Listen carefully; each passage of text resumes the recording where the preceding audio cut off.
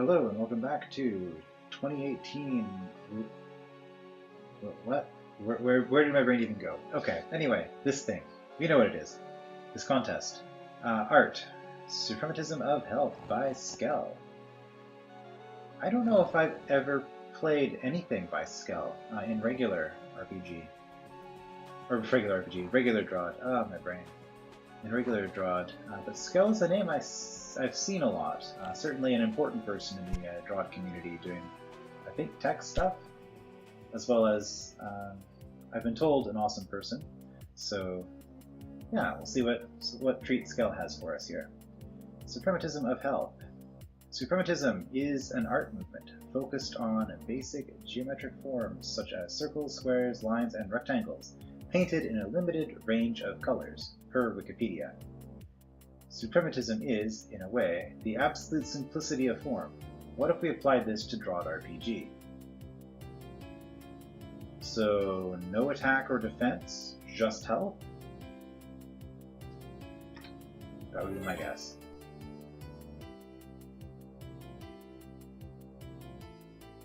Everything has 1 attack and 0 defense. Each HP point you will have left is worth 1 score. Go. Okay.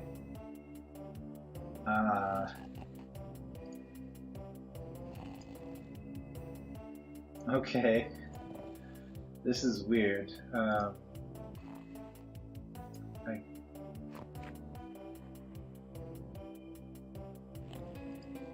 Okay, so I would take a bunch of damage by fighting this eye that I could avoid. I used to take 4 damage for fighting you. Well, if I fight you, I get 1, 2, 3. Plus 1 from the eye, right?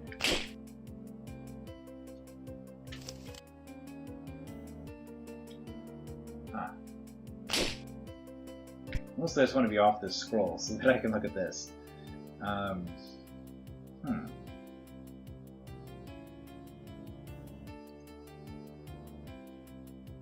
Oh.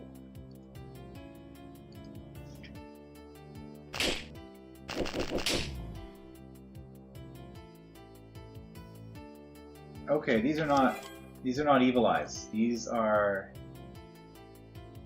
slayers, reskinned slayers. Okay.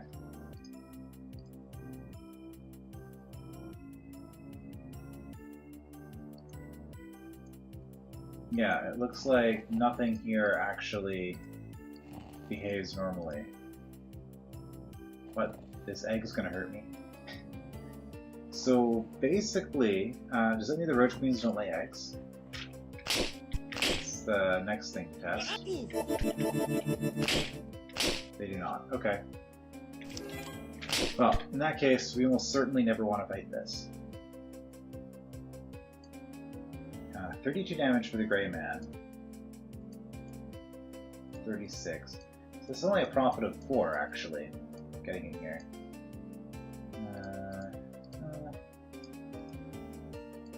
But isn't this just a matter of grabbing every single potion with as little, well, as little as possible, but yeah, those potions just never worth it, because I'm taking more damage than I'm gaining from this, and I have a roach pound around anyway.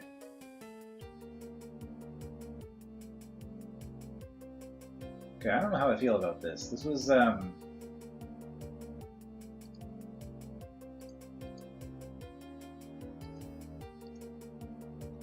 an interesting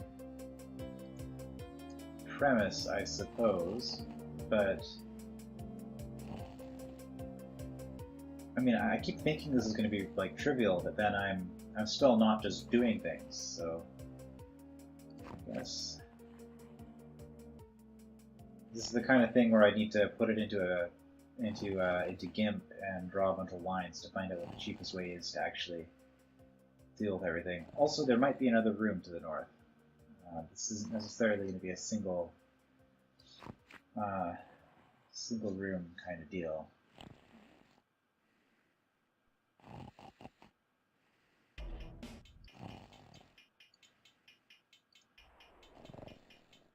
Okay, so these gray men are bad news. We don't want to fight the gray men at all, except for this one, eventually. So with that in mind,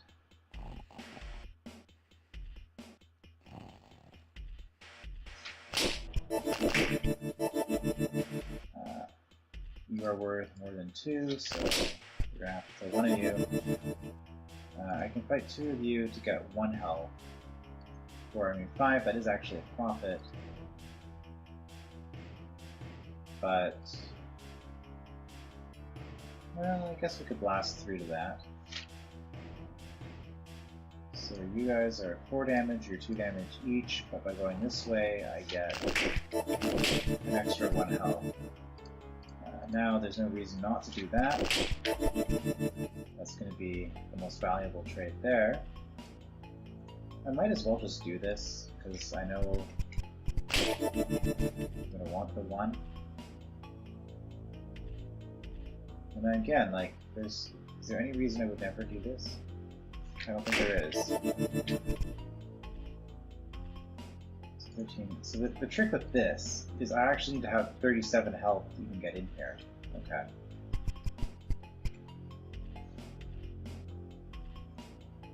Well, I can get a whole bunch here.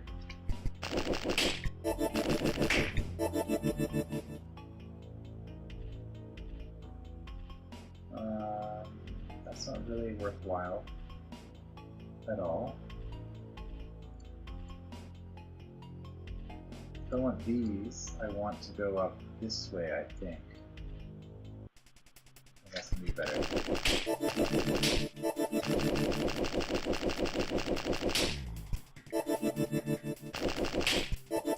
Okay, now I've got 40. Should be enough for this.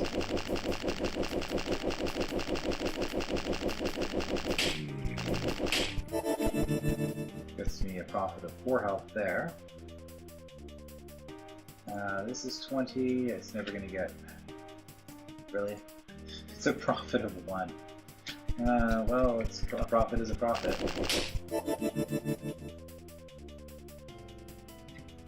Let's just make sure I'm understanding how this thing works. It's doing 4 damage to it. Okay, no, it is, okay. Yeah, so that attacks... The attacks first thing doesn't matter.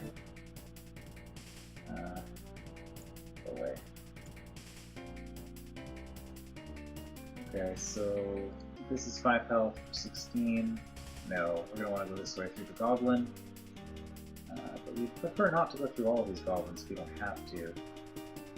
So this isn't worth it, unless we're going through here, but I mean that's a lot of goblins.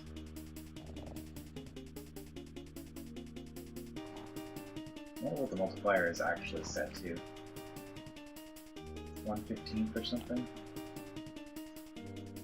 Okay, 20 health here. That's 4 profit, 3, 2, 1, 0. So that's actually, I break even by doing all of this.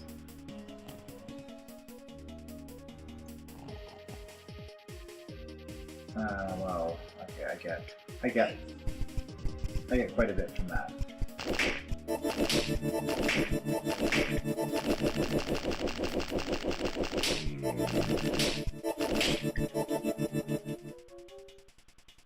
Okay. So going through 4 goblins, is that going to be the cheapest way to get to here? There's 16 each, so probably not.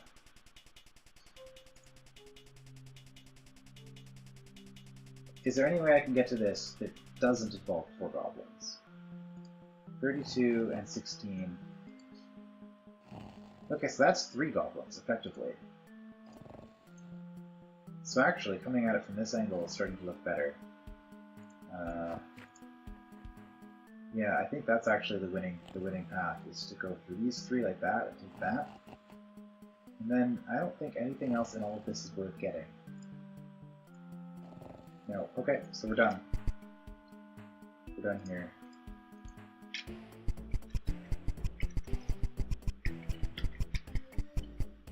Where's that? Assuming we have enough health to get through, which we do, but we're not actually going to be able to break through you. And there's nothing here that's going to be a health profit.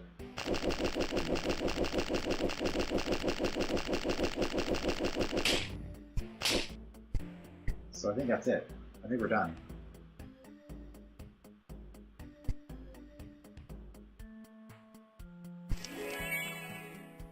This way to finish.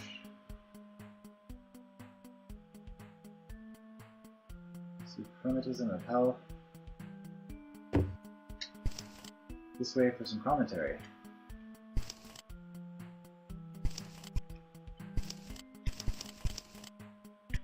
Already what's happening to the stats.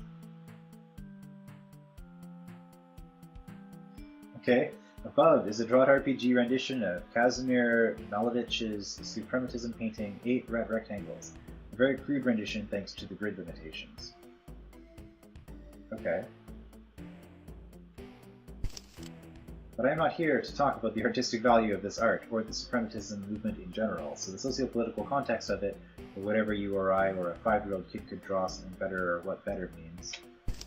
Instead, I will briefly speak about what is the most apparent when you look at a suprematism piece: the austere minimalism, absolute reduction of the form to the barest possible shape and color. In the description of this level, I've called it the absolute simplicity of form. That's how I often perceive game mechanics, breaking them down into the simplest pieces, remove them from their context, trace them back to where they start, and what are the implications. Seeing those pieces can be enlightening. You realize which mechanics make the core, which mechanics just augment them, and how it all interacts together, and why things happen the way they do. Too bad it can't really tell you if all this is fun or fulfills your goals. I chatted with Kieranmillar after recording one of the Understanding DROD RPG episodes, and during our discussion I realized DROD's core mechanic, combat, is made of 3 pieces: HP, attack, and defense. Not a big discovery, I admit, but this pushed me to make this whole, which made me think of it even more. Deep down, all the game is about is paying off enemies' HP. Reduce my HP by whatever the enemy's HP was is the mechanic in which the paying off happens. That's where everything starts. And I guess I'm going to insert my own commentary here, because really anybody playing through this could be reading these for themselves. But I actually happen to agree with this assessment. I've noticed that when I'm calculating score, I calculate everything in terms of HP, probably because HP is the least valuable thing that gives you points. 40 HP is 1 point, so then you'll have like, 1 yellow key is worth 10 points, but it's also, worth 400 HP. And so by converting everything into HP, you kind of have a metric that ties everything all together, allowing you to use score for the same thing more easily. And yeah, all the calculations in this game do seem to come down to how much HP do I get, how much HP do I lose, ultimately. Ultimately, that's all attack and defense really do. Well, I suppose attack gives you, access to new areas, since you need a certain amount of attack to pass the rock bottom wall. But anyway, you then add attack to kill your opponent faster to reduce the damage you'll take, which creates a paradigm shift. Previously, who attacked first wasn't very important. Now it matters a lot, as you have to switch your combat from a simple mathematical formula to a simulated system where entities exchange blows. Not only to increase the number of options you have, but also to make things easily understandable for the player. So then you add defense to shake up the combat a bit, and you add keys and doors to give metagame play on top of the combat, and then you add weapons and shields, which are just huge stat boosts that you can more or less freely exchange for something else. Then accessories, which are a mess and make optimizing very, very difficult. But the core HP exchange mechanism is still there. And when I saw it, just to be clear, I like accessories. Just want to put that out there. I do like accessories. And when I saw it, I asked myself the question, how much is the core worth? It's a well-known adage in art that if the core of your work sucks, whatever you make from it will suck as well. Not something I'd agree with completely, but there is at least some truth to it. And that's how this contest entry was made. I look at my rendition of Melvik's work above, and I see the sun setting behind the clouds on the horizon of plains, with a river and a lake on the side and a huge boulder at the bottom. Okay, I don't see it, but I can imagine how you could strip down that image to make this suprematist piece. The thing is, that's not the correct interpretation of the primal shapes. there likely isn't one. You are free to make your own. In the same way, the picture I just painted could be decomposed into a completely different suprematist picture, or hundreds of different ones, and still be as correct as any other. What I'm saying is, game design is more art than science. Interpretation and analysis of it is not too dissimilar from analyzing art. I guess it says more about how I view art than how I view game design. Maybe I see both of them similarly. And finally, wow, I hope all this doesn't sound pretentious. I'm simply trying to share this tiny amazement I feel towards simple things on a daily basis. Well, I was not expecting that.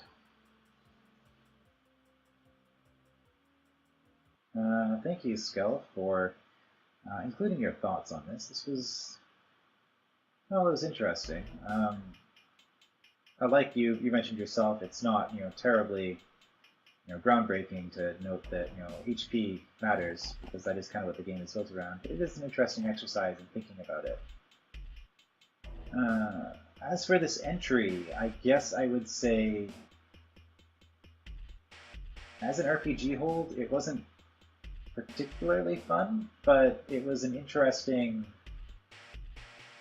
exercise to go through, I guess, if that makes sense.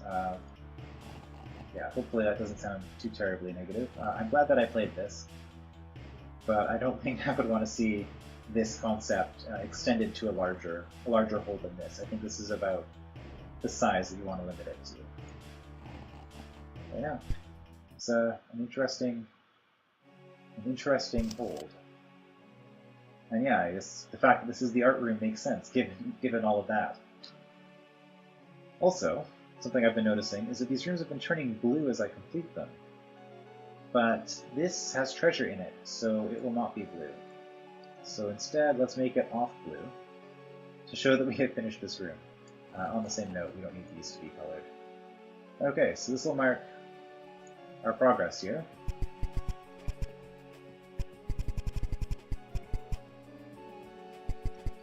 And another fairly short entry.